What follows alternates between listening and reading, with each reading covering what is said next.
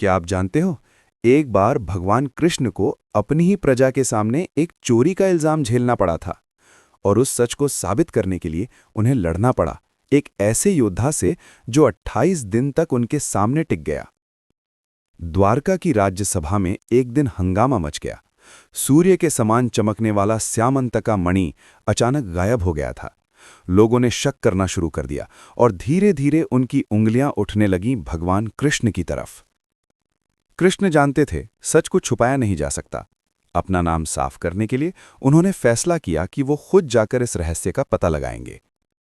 जंगल के गहरे रास्ते पर चलकर कृष्ण एक विशाल पहाड़ी के पास पहुंचे।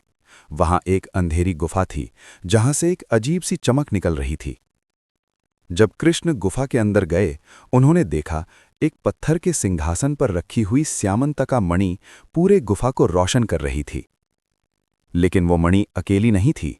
अंधेरे से एक विशाल आकार उभर कर सामने आया। ये था पुराणों का महावीर जांबवन। जांबवन ने कृष्ण को चोर समझ लिया और बिना किसी शब्द के उन्होंने तुरंत हमला कर दिया।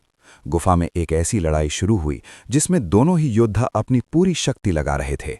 पत्थर टूट रहे थे, पहाड़ कांप रहा था और गुफा में गूंज रही थी सिर्फ एक आवाज, युद्ध की आवाज। एक दिन, 2 दिन, फिर पूरे 28 दिन तक कृष्ण और जांबवन लड़ते रहे।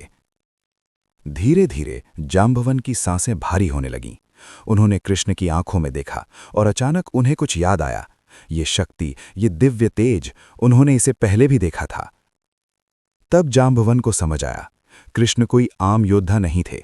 वो वही दिव्य आत्मा थे जिनकी सेवा जांबवन ने त्रेता युग में की थी, प्रभु राम। तुरंत जांबवन घुटनों पर बैठ गए। उन्होंने श्यामंतका मणि को दोनों हाथों से कृष्ण को समर्पित कर दिया और कहा, प्रभु, मुझे माफ कीजिए। कृष्ण ने मुस्कुराते हुए जांबवन को उठाया और मणि को लेकर द्वारका वापस लौट गए। सच सामने आ चुका था और दुनिया ने फिर से देख लिया कि कृष्ण सिर्फ एक राजा नहीं, एक अवतार थे।